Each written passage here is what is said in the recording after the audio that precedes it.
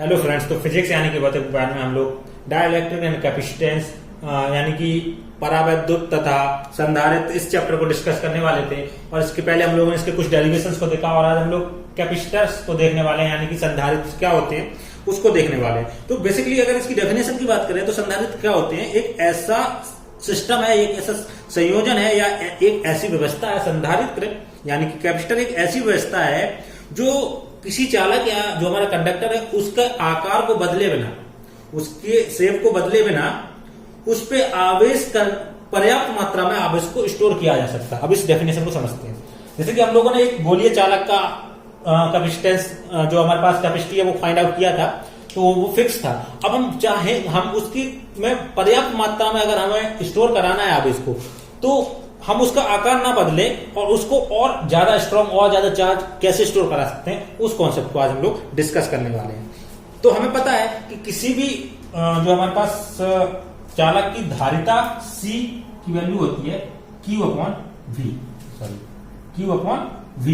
यानी कि अगर वोल्टेज हम कम कर दें, हमारे पास चालक का वोल्टेज चालक था, उस पर हमने Q आवेश दिया, Q चार्ज दिया, उसका वोल्टेज हो गया V, उसकी कैपेसिटी फिक्स है तो उसमें उतना ही चार्ज दे सकते हैं, हम V वोल्टेज तक ले जा सकते हैं। जैसे एक बर्तन है ना, अब हम इसमें पानी डाल सकते हैं। पानी कब तक डाल सकते हैं? जब तक ये फुल ना भर जाए। यानी कि हम इसमें कितना पानी डाल सकते हैं? जब तक ये फुल ना हो जाए, यानी कि इसकी कैपेसिटी C फिक्स है। ऐसे इसकी कैपेसिटी भी कितनी है? जितने तक V वोल्टेज तक जाता उतना ही चार्ज ले सकता है। इसमें Q को पानी से समझिए, C को इसकी कैपेसिटी से समझिए कितनी कैपेसिटी है, और V इसका पानी कितना बनेगा वो देखिए। तो हम जितना ज्यादा हम इसमें चार्ज देंगे उतना वोल्टेज बढ़ेगा, लेकिन एक वोल्टेज की फिक्स वैल्यू के बाद हम उसमें और चार्ज देंगे तो वो एक्स्ट्रा बर्बाद होता जाएगा। ऐसे इसमें और पानी डालेंगे तो बाहर निकलता जाएगा, गिरता जाएगा, उससे कोई फर्क नहीं पड़ेगा। तो सिमिलरली यहाँ पे हमारे पास C की वैल्यू फिक्स है, कॉन्स्टेंट है कि भाई V वोल्टेज तक आप चार्ज दे सकते हैं, तो Q/V हो जाएगा। अब अगर हम किसी तरीके से Q हमने इसमें दिया, मान लो 5 कूलम, 10 कूलम, 15 कूलम, कितना भी दिया। अब हम एक टाइम ऐसा है कि हम वोल्टेज हम फिक्स हो गया, Q चार्ज हो गया, जितना उसमें देना था दे दिया। अब ने क्या किया? वोल्टेज को घटा दिया, चार्ज को नहीं निकाला, सिर्फ वोल्टेज को घटा दिया। तो क्या होगा? हम फिर से चार्ज दे सकते हैं क्योंकि हमें वोल्टेज उतना ही करना है। जैसे हमने इसमें से पानी को सुखा दिया या पानी पी लिया, तो इसमें हम और पानी डाल सकते हैं।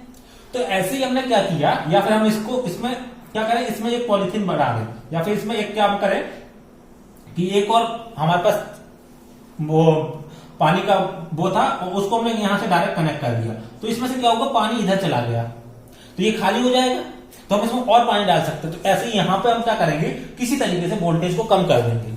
अगर हम वोल्टेज को कम कर देते हैं तो हम इसमें और चार्ज डाल सकते हैं, तो यानी कि हम कैपेसिटी बढ़ा सकते हैं। तो इसी कॉन्सेप्ट को आज हम लोग समझने वाले हैं ना। लेकिन हमें यह एक बात ध्यान रखनी कि हमें इसके आकार में चेंज नहीं करना है। तो इसको ऐसे समझते हैं कि हमारे पास एक प्लेट है ना, चालक की एक प्लेट है इस तरीके से, है ना। उस पे हमने क्या किया? चार्ज दिया। तो आपको डायग्राम कुछ इस तरीके से दिखेगा, है ना, तो उससे कंफ्यूज नहीं होना है। आपको डायग्राम कुछ इस तरीके से दिखेगा। तो ये सिर्फ और सिर्फ एक सपोर्टर है कि इससे पकड़ के रखा हुआ है, अपने आप तो रखा नहीं जाएगा। तो अगर ये डायग्राम नहीं भी बनाता हूं मैं तो उसकी कोई दिक्कत नहीं है, हमने प्लेट बनाई हुई है। अब इसमें क्या किया? प्लेट थोड़ी चौड़ी बना देता हूं ना, जैसी बुक में बनी रहती है, ताकि आपको कंफ्यूजन ना हो, है ना। वैसे नहीं भी बनाएंगे तब भी कोई दिक्कत नहीं। अब इस पे हमने चार्ज दिया, प्लस प्लस प्लस, वो एक तरह से फैल जाएगा पूरे में, और इसकी कैपेसिटी फिक्स हो गई। अब हम क्या कर सकते हैं, हम अगर वोल्टेज को कम कर दें, तो हम इसमें और चार्ज दे सकते हैं, यानी कि इसकी कैपेसिटी बढ़ जाएगी। तो वो कैसे बढ़ेगी उसके बारे में बात करते हैं ना। अब हम क्या करें, अगर हम इस चालक के पास में एक और चालक रख दें जिसपे कोई चार्ज नहीं है, यहाँ पे एक और चालक रख दें बिल्कुल बगल में, है ना। ये किसी भी आकार का हो सकता है, हम इसके आकार के साथ खिलवाड़ नहीं करेंगे, आकार नहीं बदलेंगे। अब अगर हम यहाँ पे एक और चार्ज रख दें, एक और प्लेट रख दें, तो अब क्या है, इस पे तो कोई चार्ज है नहीं। तो यहाँ पे इंडक्शन, जो कि हम लोग आगे चैप्टर में पढ़ेंगे, आपने हाई स्कूल में भी पढ़ा होगा, जब भी कोई किसी चार्ज कंडक्टर के आसपास थोड़ी दूरी पे दूसरा कंडक्टर रखा जाता है, तो उसके अपोजिट यहाँ पे चार्ज चला जाता है। तो जितना इसमें प्लस चार्ज था उतना यहाँ पे माइनस चार्ज हो जाएगा, है ना। यहाँ पे माइनस चार्ज हो जाएगा, और इधर माइनस होगा उतना ही इस तरफ प्लस हो जाएगा, क्योंकि ये इसके चार्ज चेंज नहीं होना चाहिए, है ना। तो ये तो फिक्स रहा, इस पे तो टोटल चार्ज 0 है, क्योंकि उतना ही माइनस है उतना ही प्लस है। लेकिन अब इसका विभव कम हो गया, क्यों हो गया, कैसे हो गया, ये समझते हैं। हमने विभव का फॉर्मूला पढ़ा था, V = 1/4πε0 K Q/R, यानी कि जितनी ज्यादा दूरी होगी उतना कम विभव होगा। तो यहाँ पे देखिए दो तरह के चार्ज है, एक तो माइनस चार्ज है वो अंदर की तरफ है, और प्लस चार्ज है बाहर की तरफ है। तो प्लस चार्ज की वजह से इस पे नेगेटिव विभव पड़ रहा होगा, माइनस का विभव पड़ रहा होगा, और प्लस चार्ज की वजह से यहाँ पे प्लस विभव पड़ रहा होगा, और दोनों चार्ज तो बराबर हैं, तो दोनों का विभव बराबर होगा?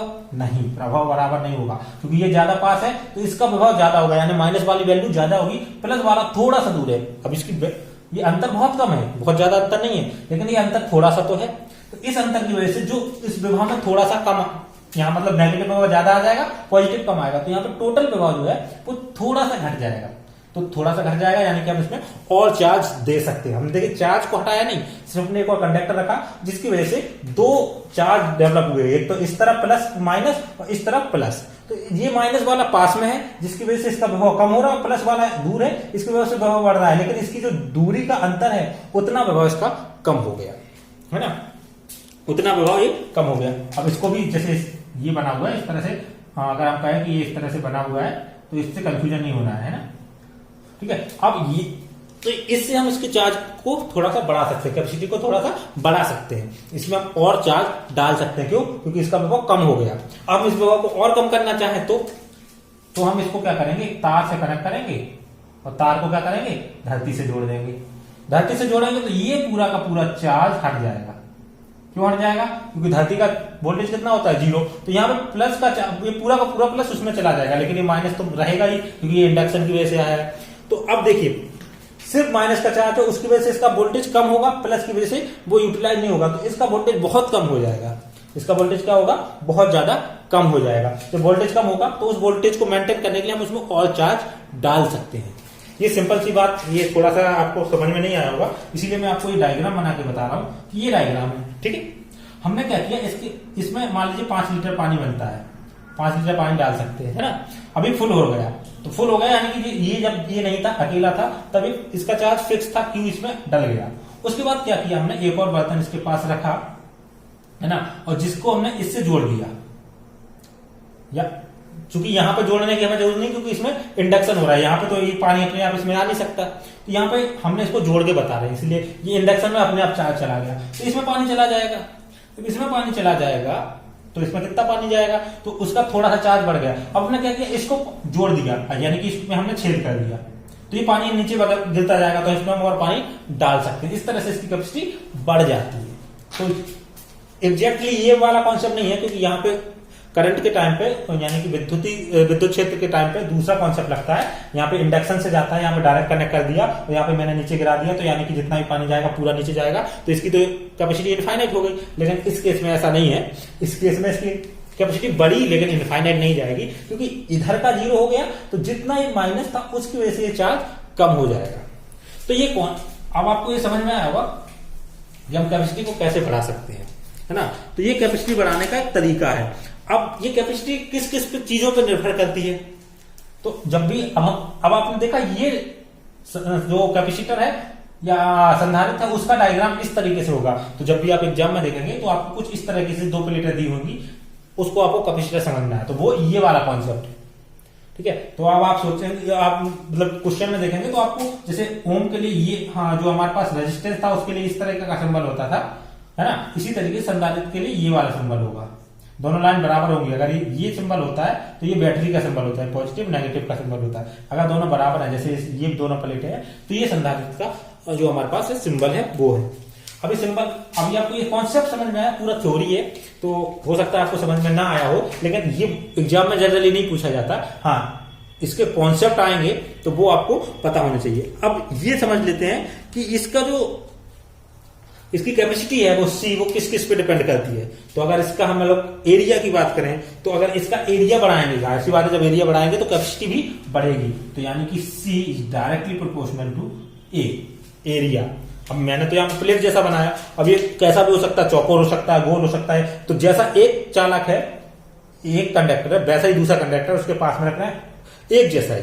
तो अगर हम उसका एरिया बढ़ाएंगे तो उसकी कैपेसिटी बढ़ेगी। क्यों? क्योंकि चार्ज डिस्ट्रीब्यूशन बढ़ेगा, हम उसमें और चार्ज डाल सकते हैं। और ये चार्ज देखिए कहीं जा नहीं रहा है, इसमें रखा हुआ है, ये ध्यान रखना है, ऐसा नहीं है कि ये चार्ज कहीं और चला गया। जैसे मैंने पानी का एग्जाम्पल बताया था, नीचे गिरता जाए वो बर्बाद हो जाएगा, तो वो स्टोर ही नहीं हो रहा है जो चीज, तो उसका कोई मतलब नहीं। इसमें चार्ज उतना यहाँ पे स्टोर है, रखा हुआ है, अगर हम और चार्ज डालेंगे वो भी रखा जाएगा, वो नीचे नहीं बर्बाद नहीं हो रहा है।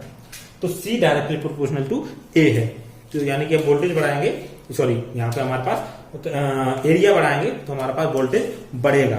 दूसरा, अगर हम लोग डिस्टेंस बढ़ाएंगे, ये दूरी बढ़ाएंगे, तो मैंने बताया यहाँ पे इंडक्शन होता है, तो दूरी बढ़ाएंगे तो जितने ज्यादा दूर होगा उसका इसका वोल्टेज का प्रभाव उतना कम होगा, यानी कि दूरी से कम हो रही है कैपेसिटी।